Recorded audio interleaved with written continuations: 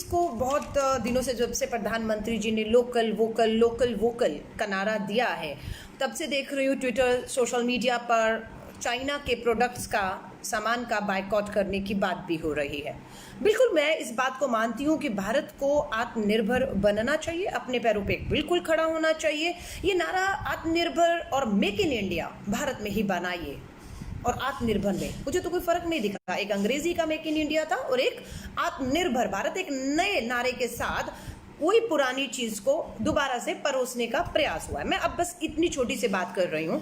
अगर आप लाल बत्ती चौराहे पर, सड़क पर कभी जाते हैं तो आपको बहुत गरीब लोग कोई स्पिनर लेकर, कोई खिलौने लेकर बेच रहा होता है, और वो सारे के सारे अधिकतर आप देखेंगे मेक इन चाइना लिखा होता है। मैं चांदनी चौक की विधायक रही, Bhagirath market, Lajpat Rai market, Bhagirath palace, electronic market है, सारा सामान चाइना से आता है। करोल बाग आ जाइए आप, भारत की राजधानी दिल्ली के करोल बाग में आ जाइए, आप उत्तर प्रदेश के वाराणसी की सिल्क मार्केट में देख लीजिए, ज्यादातर आपको जो है चीजें भारत के अंदर मेड इन चाइना मिलेंगी। आप कहते हैं कि भारत के अंदर चीनी जो माल है उसको मत खरीदें। मैं बस अब इतनी बात पूछती हूँ, जिन्होंने, भारत के लोग हैं जिन्होंने वो सामान खरीदा हुआ है, ऑलरेडी उनके पास है, उनकी जेब से पैसा चला गया है चाइना में, आज की तारीख में वो सामान बेचकर अपना जो है गुजारा कर रहे हैं, उनका क्या किया जाना चाहिए? क्या उनसे वो सामान लें, या उन लोगों को, छोटे छोटे दुकानदारों को, जो खिलौने या करोल बाग की मार्केट है, लाजपत राय इलेक्ट्रॉनिक मार्केट है, ये जितने भी बाजारों में चाइना का सामान दुकानों पे रखा हुआ है, क्या हमें उसे लेना चाहिए या उसे नहीं लेना चाहिए? मेरा मानना है कि अगर हम उसे नहीं लेंगे तो इसमें नुकसान, आज की तारीख में अगर नहीं लेंगे, जो सामान ऑलरेडी चाइना से खरीदा जा चुका है, हमारा पैसा वहां जा चुका है, हमारे पास अब वो सामान है, अगर हम नहीं खरीदेंगे तो किसका नुकसान है? मैं आपसे पूछना चाहती हूँ, चाइना का या भारत के उस आदमी का जिसने वो खरीद लिया है पैसा देकर? नंबर 1। अब आपको जो भारत के अंदर सामान आ चुका है, मेरा मानना है उसे तो खरीदना चाहिए, ताकि जिस भारत के आदमी ने उसे लिया था, क्योंकि कोई पाबंदी तो आज तक भी नहीं है, आयात और निर्यात चाइना और भारत का जारी था, जारी है, और लिख लीजिए जारी रहेगा। मैं आपको कह रही हूँ, ये खोखले नारे, भाषण बहुत अच्छे लगते हैं, लेकिन जमीनी धरातल में बहुत जो है वो फर्क होता है। मैं भी कहती हूँ, अगर भारत की सरकार कहती है ना आपदा में अवसर, तो ठीक है, आपदा आई है ना, इसमें अब आपकी हिम्मत हो, मैं आपको कहती हूँ, जितना भी हम लोग आयात करते हैं, जितना भी हम चाइना से खरीदते हैं भारत के लोग, उस पर पूरी तरह बैन कर दीजिए। मैं आपको कह रही हूँ, हिम्मत हो तो बैन कर दीजिए। और सच कह रही हूँ, चाइना की कमर आप तोड़ पाएंगे, आप तोड़ देंगे चाइना की कमर, ये मैं मान रही हूँ, लेकिन आपको वो हिम्मत, वो विल, वो शक्ति, वो ताकत है ये करने की? शायद नहीं है। आप चाइना से आयात को नहीं रोकेंगे। भारत के लोग अपना पैसा, जब तक आयात नहीं रुकेगा, वो भारत का पैसा दे दे के चाइना से सामान भी खरीदते रहेंगे, और लेकिन वो जब सामान बाजार में आएगा, तब आप भारतीयों को कहेंगे कि उस भारतीय, एक भारतीय दूसरे भारतीय से चाइना का वो सामान ना खरीदे, इससे नुकसान हमारे भारतीयों का होगा। आप बंद कर दीजिए इंपोर्ट, जितना भी आयात है वो बंद कर दीजिए। लेकिन आप ये भी सोचिए, अगर आप आयात बंद करेंगे, आप समझ रहे हैं, चाइना से आयात बंद करेंगे, नहीं खरीदेंगे चाइना से सामान, तो क्या चाइना भारत का सामान खरीदेगा? जो हम निर्यात करते हैं, जो भारत बेचता है चाइना को, आपको लगता है कि चाइना खरीदता रहेगा? तो यानी कि जो भारत क्या निर्यातक है, जो चाइना में निर्यात करता है, उस उद्योग, उस इंडस्ट्री, उस बाजार में क्या असर होगा इसका? मैं सिर्फ ये क्या इसका जवाब चाहती हूँ। इसका जवाब इनके पास नहीं होगा। राष्ट्रवाद के नारे देना, खोखले नारे नहीं, जमीनी धरातल पे उतर के असली में राष्ट्रवाद जिंदाबाद करिए। मेक इन इंडिया का नारा दिया था, 6 साल सरकार को पूरे हो गए, 6 साल मेक इन इंडिया, आपदा नहीं थी, अर्थव्यवस्था भी 6 साल में अच्छी थी, महामारी तो अब हुई है, लॉकडाउन अब हुआ है, अर्थव्यवस्था तो अब चरमर आई है, जीडीपी हमारी तो अब 4 पर आई है, बेरोजगारी तो अब 45 सालों में बढ़ी है। 6 साल तो सब बेहतर था। जब 6 साल में आप नहीं कर पाए आत्मनिर्भर, make in India, local vocal 6 साल में नहीं कर पाए, तो अब कैसे करेंगे? ये सवाल पूछ रही हूँ, किसी के पास इसका जवाब हो तो जरूर दीजिएगा। मैं समर्थन करती हूँ, अगर आप में हिम्मत हो तो मैं दोबारा दोहरा रही हूँ, देश की, भारत की सरकार को कहना चाहती हूँ, अगर हिम्मत हो, विल हो, तो पूरी तरह चाइना के आयात को, देश में आने की जितनी भी है, उसे बंद कर दीजिए। शायद अब सरहद पर लड़ने की कितनी तैयारी है नहीं है मालूम नहीं हमें, क्योंकि देश के प्रधानमंत्री कुछ नहीं बता रहे हैं कि चाइना में नेपाल तक हमें आके दिखा रहा है भारत का स्टैंड क्या है, कहाँ खड़े हैं हम लोग। अमेरिका बोल रहा है, ऑस्ट्रेलिया बोल रहा है इस पे, आप समझ रहे हैं। अमेरिका के डोनाल्ड ट्रंप कहते हैं कि मैं चाइना और भारत के बीच में मध्यस्थता करने को तैयार हूं। हमें नहीं मालूम हमारा स्टैंड क्या। चाइना ने साफ कह दिया, डोनाल्ड ट्रंप जी अमेरिका के राष्ट्रपति, हमें आपका मध्यस्थता की जरूरत नहीं है, लेकिन हमारी तरफ से कोई टिप्पणी नहीं है। ऑस्ट्रेलिया ने कह दिया ये भारत और चाइना का मामला है, हम इसमें नहीं आएंगे। हमारा क्या मानना है, क्या हमने ऑस्ट्रेलिया को अप्रोच किया था, क्या हमने रशिया को अप्रोच किया है। चाइना की ये जो बातचीत लड़ाई चल रही है, क्या स्टैंड है भारत का, कोई बताएगा भारत को चल क्या रहा है। जो वीडियो हमारे सेना के जवानों की आ रही है वो सच है या झूठ है, आधिकारिक रूप से बताइए। लेकिन नहीं, कोई बयान नहीं है। Local vocal make in India अच्छा नारा है, लेकिन नारों तक है, इम्प्लीमेंटेशन कहाँ है। इम्प्लीमेंटेशन नहीं है, 6 साल निकल गए आपके।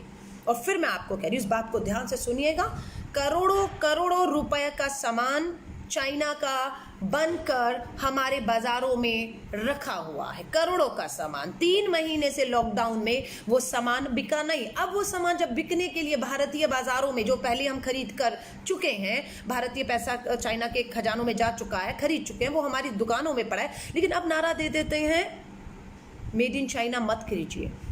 मैं हर भाजपा संघ के राष्ट्रवादियों से कहती हूँ, आपके हाथ में जो मोबाइल भी है ना, वो चाइना का, उठा फेंकिए। अगर आप सच्चे राष्ट्रभक्त हैं तो, सच्चे राष्ट्रवाद की बात करते हैं तो अपना मोबाइल उठाकर फेंकिए। और अपने घर में देखिएगा, जूते चप्पल हर चीज़ों से आप देखिएगा कहाँ कहाँ नहीं मेड इन चाइना लिखा हुआ, उठाकर फेंकिए।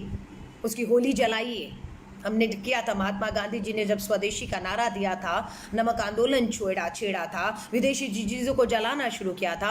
मैं संघ के लोगों को कहती हूँ, बाहर निकलिए ना, अपने मोबाइल से शुरुआत करिए जो मेड इन चाइना बने हुए हैं। जो चाइना का आपके घर में इलेक्ट्रॉनिक एसेसरीज और जो भी सामान है, जलाइए उसकी होली को, सलाम करेंगे आपको। लेकिन ये गुमराह मत करिए। अभी भारत अपने पैरों पर पिछले 6 सालों में भी खोखले नारे दिए खड़ा नहीं है अपने पैरों पर। ये मैं नहीं कह रही, जो बाजार हैं उनसे पूछिए। वाराणसी उत्तर प्रदेश की सिल्क मार्केट से पूछ लीजिए, जो सिल्क चाइना से आता है। भारत की राजधानी की इलेक्ट्रॉनिक मार्केट में पूछ लीजिए, करोल बाग चले जाइए, लाजपत नगर, भागीरथ पैलेस चले जाइए, करोड़ों का सामान, उनसे पूछिए। मेरी बात हुई है, भागीरथ पैलेस, लाजपत राय मार्केट, चांदी चौक की इलेक्ट्रॉनिक मार्केट है। मैंने उनसे बात की है, वहाँ के प्रेसिडेंट से बात की है कि क्या अगर एकदम से भारत की सरकार चाइना से आयात सामान बंद कर दे, बिल्कुल बैन कर दे, तो क्या होगा, आप सरवाइव कर पाएंगे। उन्होंने कहा 1 महीना दूर की बात, 1 दिन दूर की बात, 1 मिनट भी सरवाइव नहीं कर पाएंगे। पूछा क्यों नहीं कर पाएंगे, बोला उनकी जो लागत है, चाइना जिस लागत में सामान बनाता है, हम वहां से लाते हैं और बेचते हैं, अगर हम बनाने शुरू करेंगे तो हम उस लागत में नहीं बना पाएंगे।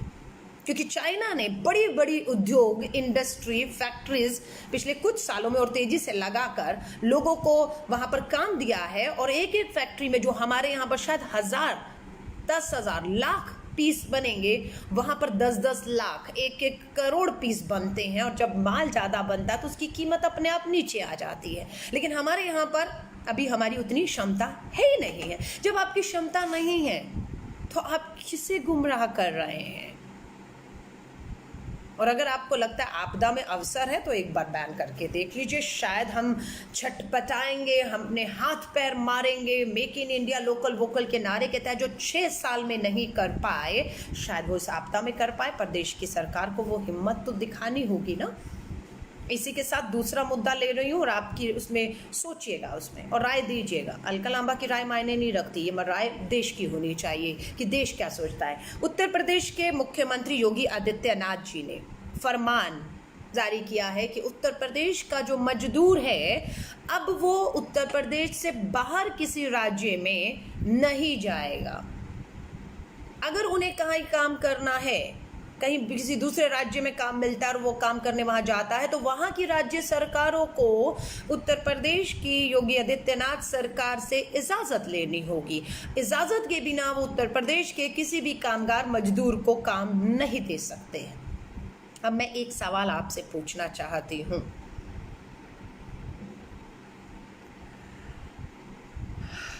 जो मजदूर कामगार अभी तक उत्तर प्रदेश नहीं पहुंचा है, अभी वो भटक रहा है, वो फंसा हुआ है देश के कोनों पर, क्या योगी आदित्यनाथ जी, मैं आपसे पूछना चाहती हूँ, वो वहाँ काम करता रहे या वो उत्तर प्रदेश लौट आए? ये मैं पूछना चाहती हूँ।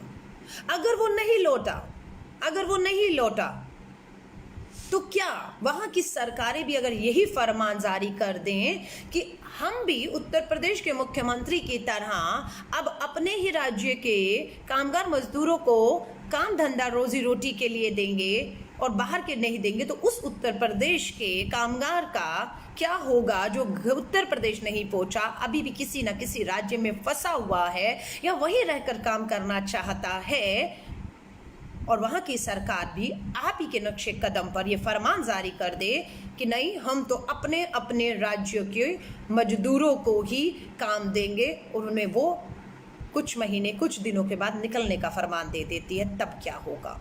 मैं आपसे पूछना चाहती हूँ।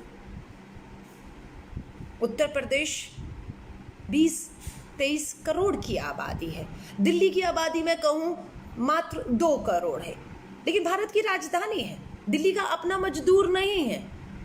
खुद योगी आदित्यनाथ जी ने कहा 75% मजदूर महाराष्ट्र से आया है और 50% जो टोटल मजदूर आए हैं उसमें से 50% दिल्ली से वापस लौटा है। और सिटीज के अंदर अपना मजदूर नहीं होता है। हो सकता है मुंबई का मजदूर महाराष्ट्र के किसी कोने से आ जाए, कलकत्ता का जो कैलकाटा सिटी का मजदूर वो पश्चिम बंगाल के कहीं कोनों से आ जाए, लेकिन दिल्ली का मजदूर अस्पताल, फ्लाईओवर, मेट्रो, स्कूल, इतना इंफ्रास्ट्रक्चर काम होता है, मजदूर करते हैं, वो तो दिल्ली का मजदूर है ही नहीं हमारे पास इतना, वो तो यूपी से आता था। कल को अरविंद केजरीवाल भी ये फरमान जारी कर दें तो क्या होगा? मत बांटिए मजदूरों को, ये तेरा राज्य मेरा राज्य, तेरा मजदूर मेरा मजदूर, तेरी सीमा मेरी सीमा, तेरा अस्पताल मेरा अस्पताल, तेरा मरीज मेरा मरीज। सरहदों में छोटे छोटे देश बन रहे हैं, मैं देख रही हूँ। भारत के अंदर ही एक देश था, हमारी भाषाएं अलग थी, हमारी खाना पीना, जाति धर्म सब अलग अलग, अनेकता में एकता, एक भारत। लेकिन अब मुझे लग रहा है इस देश के अंदर छोटे छोटे राज्य बनाए जा रहे हैं। मुख्यमंत्री अरविंद केजरीवाल ने कह दिया कि मैं दिल्ली की सीमाओं को सील कर रहा हूँ। योगी आदित्यनाथ कहते हैं कि बाहर के राज्यों के मजदूरों को नहीं आने दूंगा और अपने राज्य के मजदूरों को जाने नहीं दूंगा कहीं पर काम करने के लिए, चाहे उन्हें उत्तर प्रदेश में काम मिले या ना मिले। उसी तरह अरविंद केजरीवाल खुद हरियाणा के हिसार से हैं, उप मुख्यमंत्री मनीष सिसोदिया जी उत्तर प्रदेश के गाजियाबाद से हैं, अभी सहारा समय पर डिबेट चल रही थी, संजीव झा बिहार से आते हैं।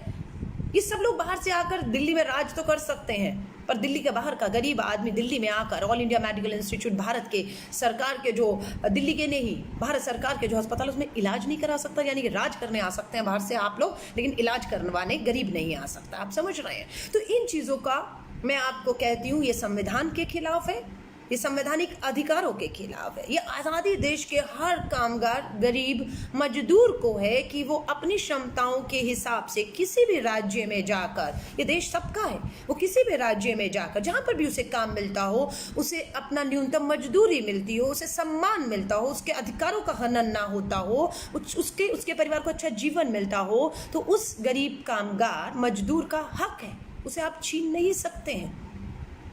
अभी मैंने सुना योगी आदित्यनाथ जी के बयान के बाद महाराष्ट्र के राज ठाकरे ने भी बयान दे डाला है कि अगर योगी आदित्यनाथ ये कहते हैं कि अगर आपको हमारे मजदूर चाहिए तो आप उत्तर प्रदेश सरकार से इजाज़त लीजिए, तो अब वो कहते हैं कि महाराष्ट्र सरकार को भी किसी मजदूर को भी हायर करना है, महाराष्ट्र के अंदर जो प्रोजेक्ट चल रहे हैं प्राइवेट हैं, उनको अगर मजदूरों को हायर करना है तो उन्हें हायर करने से पहले महाराष्ट्र सरकार की इजाजत लेनी होगी। अगर महाराष्ट्र सरकार इजाजत नहीं देगी तो मुंबई के अंदर जो प्रोजेक्ट चल रहे हैं उन प्रोजेक्ट पे वो काम नहीं कर सकेंगे, उन्हें वहां से वापस दौड़ा दिया जाएगा। आप समझ रहे हैं ये हो क्या रहा है? आप क्षेत्रवाद में, जाति धर्मों में, भाषाओं में बांट देंगे। जब आप रजिस्ट्रेशन करेंगे, ये काम राष्ट्रीय स्तर पर होना चाहिए। ये एक अनऑर्गेनाइज सेक्टर है, किसी को नहीं पता। योगी आदित्यनाथ जी का मैं बयान 25 मई को चेक करिएगा, 25 मई को योगी आदित्यनाथ कहते हैं 25 लाख कामगार उत्तर प्रदेश वापस लौट चुके हैं। उनमें से उन्होंने कहा 75% महाराष्ट्र से जो लौटे हैं वो कोरोना वायरस संक्रमित है। साथ में कहते हैं कि दिल्ली से जो मजदूर लौटे हैं उसमें से 50% कोरोना वायरस संक्रमित है। आप समझ रहे हो वो क्या कहना चाह रहे हैं? लाखों लोग उत्तर प्रदेश जो पहुंचे हैं, 25 लाख मजदूर, वो कोरोना वायरस संक्रमित है। लेकिन आंकड़े तो कुछ और कहते हैं। आंकड़े तो बताते हैं कि कुछ हजार ही हैं सिर्फ, और आप कहते हैं कि जो महाराष्ट्र से कामगार लौटा है वो 75%, दिल्ली से जो लौटा है वो 50% संक्रमित है। और अभी मैं अमित मोहन प्रसाद स्वास्थ्य सचिव हैं उत्तर प्रदेश के, अभी उनका न्यूज़ 18 पे बयान सुना है। उन्होंने कहा 11 लाख, योगी आदित्यनाथ कहते हैं 25 लाख, अमित मोहन प्रसाद स्वास्थ्य सचिव कहते हैं 11 लाख पहुंचे, यानी कि कुछ मालूम ही नहीं। 25 और 11 लाख तो ऐसे कहते हैं जैसे 25 और 26 नंबर है। 25 लाख मजदूर, 11 लाख मजदूर में कितना अंतर है, कुछ भी बोल रहे हैं। और उनका ये कहना है कि 11 लाख की हमने जांच में 1000, मात्र 1000 को संक्रमित पाया है। योगी आदित्यनाथ जी कहते हैं महाराष्ट्र से आए 75%, दिल्ली से आए 50% कोरोना वायरस संक्रमित है, लाखों संक्रमित है। लेकिन इनके स्वास्थ्य सचिव कहते हैं मात्र 1036 जो है वो कोरोना वायरस से संक्रमित पाए गए। यानी कि कोई भी कुछ भी बोल रहा है। मैं आप सभी से कहूंगी, एक बहुत खतरनाक खेल गरीब मजदूर के शोषण, अत्याचार, पूंजीपतियों के हाथों में समझौता करना, इन सब के हाथों में शोषण की तरफ बढ़ते हुए हम दिख रहे हैं, मजदूरों का शोषण। इसलिए गरीब मजदूर को कहूंगी, यह हक, यह अधिकार संविधान ने आपको दिया है, इसे कोई छीन नहीं सकता है। आपको जहां पर आपकी क्षमताओं के हिसाब से, आपके सम्मान के हिसाब से, न्यूनतम मजदूरी के हिसाब से आपको अगर कहीं पे भी काम मिलता है, ये काम आपका हक है। कोई भी राज्य आपको इस काम को लेने से, करने से रोक नहीं सकता। संवैधानिक अधिकार छीने जा रहे हैं गरीब मजदूरों के इस देश के अंदर। सोचिए इसके ऊपर कि आप यूपी में अगर काम नहीं मिलता, आप भूखे मर जाइएगा, लेकिन दिल्ली में अगर आपको काम मिलता है तो आपको इजाजत लेनी होगी। उसकी प्रक्रिया क्या है अभी तक तय नहीं है। महामारी चल रही है, ये काम तब अगर होते जब पूरी स्थिरता होती, कोई महामारी नहीं होती, हमारी अर्थव्यवस्था बहुत बेहतर चल रही होती, विकास तेजी से रास्ते पर दौड़ रहा होता, हमारी घरेलू जो उत्पादन क्षमता है, तब ये काम किए जाते तो शायद किसी को नहीं चुभता, क्योंकि हर एक को अपने राज्य में काम मिलने की पूरी संभावनाएं थी। लेकिन आज जब महामारी है, अर्थव्यवस्था चरमरा चुकी है, बेरोजगारी अपने चरम पर है, सब कुछ ठप पड़ा हुआ है, आप कहते हैं हम मजदूरों को रोकेंगे। और अगर इनकी जो सुरक्षा की बात अगर आ रही है, तो क्यों भारत सरकार आगे नहीं आती है?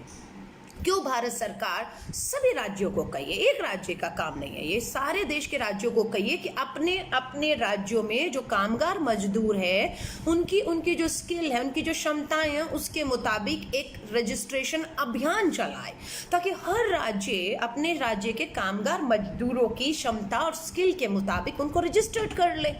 आपके पास एक आंकड़ा की आदित्यनाथ जी कहते हैं 25 लाख है, स्वास्थ्य सचिव कहते हैं 11 लाख मजदूर आए, कुछ नहीं पता कितने आए हैं।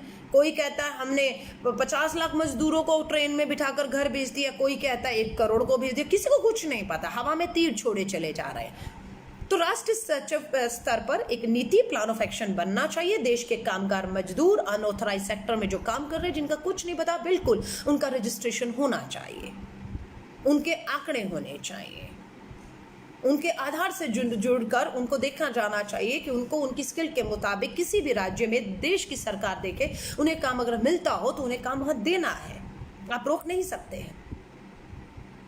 अभी सहारा नेटवर्क समय पर आप देख सकते हैं, यूट्यूब पे अभी लाइव पर थी।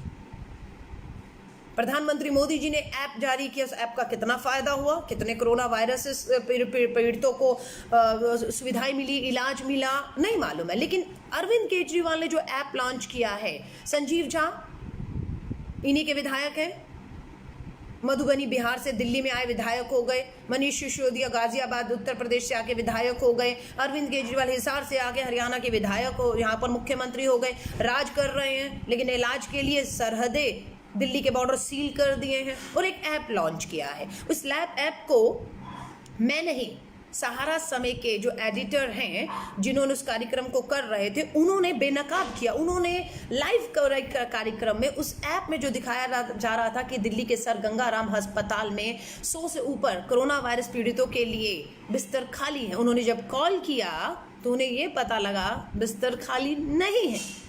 आप समझ रहे हैं, ये ऐप लॉन्च करना, इस ऐप के विज्ञापन और प्रचार पे टीवी पर आके करोड़ों रुपया खर्च करना एक बात है, सच्चाई दूसरी बात है। ऐप पर जब उन्होंने खुद एडिटर ने कॉल किया, हमने नहीं किया, हम अगर करते तो यकीनन आप विश्वास नहीं करते और करना भी नहीं चाहिए था, हम पॉलिटिकल लोग हैं, लेकिन एडिटर ने जब फोन किया तो पाया गया कि जो बिस्तर खाली ऐप में दिखाए जा रहे हैं कोरोना वायरस पीड़ितों के लिए वो खाली नहीं है। नंबर 2, जब उन्होंने कहा हमें एम्बुलेंस की जरूरत है तो उन्होंने एम्बुलेंस देने के बजाय एक नंबर दिया और एडिटर ने दूसरे नंबर पे जब कॉल किया तो पता लगा एम्बुलेंस प्राइवेट से मंगाई जाएगी और उसके लिए 7,000 रुपये आपको एम्बुलेंस के लिए पे करने होंगे। आप समझ रहे हैं। उसके बाद यहीं तक घड़ी नहीं रुकी, उन्होंने कहा ठीक है हम पे करके 7,000 ले आएंगे पर कोई खर्चा तो नहीं होगा। तो बताया गया कि नहीं, आपको गंगाराम अस्पताल में बिस्तर बेड नहीं है जो ऐप में दिखाए जा रहे हैं, वो उससे हमें नहीं मालूम है, दिल्ली सरकार ने लॉन्च किया है, हमारे यहाँ बिस्तर नहीं है, लेकिन अगर आपको सर गंगाराम में अस्पताल में इलाज कराना है तो 5 लाख रुपया कोरोना वायरस पीड़ित को देना होगा। और दिल्ली सरकार दावा करती है इस ऐप के माध्यम से कि कहाँ कहाँ बिस्तर खाली है, मुफ्त इलाज, जल्द इलाज, एम्बुलेंस पहुंचेगी। और जब संजीव झा को ये प्रश्न पूछा गया, आम आदमी पार्टी के विधायक को, सहारा समय नेटवर्क के ऊपर कि एम्बुलेंस नहीं मिल रही, उन्होंने कहा हमारा उबर ओला से टाई अप हुआ है, अगर एम्बुलेंस नहीं मिलेगी तो वो एम्बुलेंस का काम करेंगे, वो आपको अस्पताल में पहुंचेंगे। शायद मुझे लगता है आम आदमी पार्टी के इस विधायक को एम्बुलेंस शब्द के मतलब ही नहीं मालूम है। एम्बुलेंस और एक ओला उबर की आम गाड़ी में अंतर होता है या नहीं होता है? क्या ओला उबर की उस गाड़ी में जिसमें गंभीर पेशेंट को तुरंत एम्बुलेंस में ले जाना था, वो ओला उबर में जब जाएगा तो क्या उसको उसमें ऑक्सीजन मिलेगी? क्या उसमें वेंटिलेटर की अगर जरूरत पड़ गई तो वो रहेगा? क्या उसमें डॉक्टर और नर्स को तुरंत कुछ कार्रवाई करने की जरूरत पड़ी तो उसमें रहेगा ना? आप समझिए कितना बड़ा भद्दा मजाक दिल्ली की और केंद्र की सरकारें मिलकर, अगर भारत की राजधानी दिल्ली जहाँ 20,000 से ऊपर कोरोना वायरस पीड़ित पहुंच चुके, अगर यहाँ राजधानी दिल्ली में 2-2 सरकारें चलाती हैं, दोनों अपना अपना ऐप लॉन्च करती हैं, दोनों करोड़ों रुपए विज्ञापन पे लगाती हैं, दोनों रोज टीवी पर आके बड़ी बड़ी बातें करती हैं, अगर यहाँ गुमराह हो रहे हैं तो आप सोच लीजिएगा देश के दूर दूर राज्यों में क्या उस गरीब मजदूर या उस आदमी के साथ हो रहा होगा जो कोरोना वायरस से पीड़ित है। लेकिन इलाज के नाम पर अगर राजधानी में इतना बड़ा खिलवाड़ और धोखा हो सकता है तो उनका क्या हो रहा होगा। इसलिए मैं आपको जाते जाते वापस कहकर जा रही हूँ, लॉकडाउन 1, 2, 3, 4 खत्म, 5वां शुरू हो चुका है। मैं अपने घर से नहीं निकल रही जब तक मुझे बहुत ज़्यादा ज़रूरत या मजबूरी नहीं है। वही निवेदन आपसे करती हूँ। सरकारों ने आपको हालात और भगवान के सहारे छोड़ दिया है, समझ रहे हैं आप? तो घरों से मत निकलिए जब तक बहुत मजबूर ना हो। सोशल डिस्टेंसिंग, एक दूसरे से दूरी बना कर रखिए। बाहर मजबूरी में निकले तो ग्लव्स, मास्क पहन कर जाएं, हाथ लगातार धोते रहिए। और अगर आपको बुखार, खांसी, जुकाम, कुछ भी ऐसे सिम्टम्स दिखते हैं तो कोशिश करूँगी इन हेल्पलाइन पे शायद कोई उठा लेगा, तुरंत कॉल करिएगा और बिना समय गवाए आप मदद के लिए कहिएगा। और नहीं भी मदद हो तो सोशल मीडिया पर आप और हमारे जैसे लोग बने हुए हैं जो जनता की आवाज़ बन रहे हैं कि ये खोखले करोड़ों के विज्ञापन, ऐप की घोषणा, प्रचार करना और सच्चाई से दूर है, इसलिए लोग हमें भी लिखते हैं और हम इसको जो है प्रचार करते हैं। मैं अभी एक और जाते जाते बात करती हूँ। भाजपा के मध्य प्रदेश के विधायक है, मैंने ट्वीट किया, आप देख सकते हैं, मैं देखती हूँ उनका नाम आपको बता सकूँ। उन्होंने सोनू सूद, कौन है सोनू सूद? बॉलीवुड के सीरियल्स या मूवी में वो स्टार हैं। उन्होंने अपनी क्षमताओं के तहत अपनी जितनी उनकी क्षमता थी पैसे से लोगों को मदद करके उनके घरों तक पहुंचाने की कोशिश की। और पता लगता है मध्य प्रदेश में भाजपा की सरकार है, देश में भाजपा की सरकार है, मध्य प्रदेश में भाजपा के अपने खुद के विधायक और सांसद हैं, पूर्व मुख्यमंत्री भी हैं, पूर्व मंत्री भी हैं। लेकिन भाजपा के ये विधायक जो है सोनू सूद को एक लंबी लिस्ट रीवा मध्य प्रदेश के हैं। लंबी लिस्ट भेजते हैं कि सोनू जी ये लोग मुंबई में फंसे हुए हैं, इन्हें मुंबई से मध्य प्रदेश रीवा पहुंचाने पे मेरी मदद कीजिए। आप समझ रहे हैं, वो विधायक है, उसकी मध्य प्रदेश में सरकार है, मुख्यमंत्री उसका, देश का प्रधानमंत्री उसका, रेल मंत्री उनके हैं, देवेंद्र फडणवीस उनके पूर्व मुख्यमंत्री हैं, विधायक हैं, उनके सांसद है, किसी को नहीं लिखते, सोनू सूद को लिखते हैं कि आप रीवा के मजदूरों को घर पहुंचाने में। आप देख रहे हैं कितना बड़ा ढोंग तमाशा चल रहा है कि अपने प्रधानमंत्री को लिखने की बजाय, हमारी सुने न सुने आपकी तो सुनेंगे उम्मीद करते हैं, लेकिन ये ढोंग और ये तमाशा, ये दिखावा पूरी तरह से चल रहा है। मैंने जो प्रश्न उठाए, जो सवाल आज किए हैं, आप उस पर गौर करिएगा, सोचिएगा, अपनी राय बनाइएगा। जब आप अपनी राय बना लें, जो चर्चा मैंने आज की है आपसे, तो प्लीज़ उस राय को अपने अपने तौर तरीकों से सोशल मीडिया पर डालिएगा, ताकि आप क्या सोचते हैं। जो योगी आदित्यनाथ ने मजदूरों को लेकर फरमान जारी किया, या दिल्ली के मुख्यमंत्री ने जो सरहद बॉर्डर को, दिल्ली के बॉर्डर को सील करने की बात की है, या इनकी कथनी और करनी और सच्चाइयाँ जो है वो मैंने आपके सामने आज फिर सबूतों के साथ रखी हैं।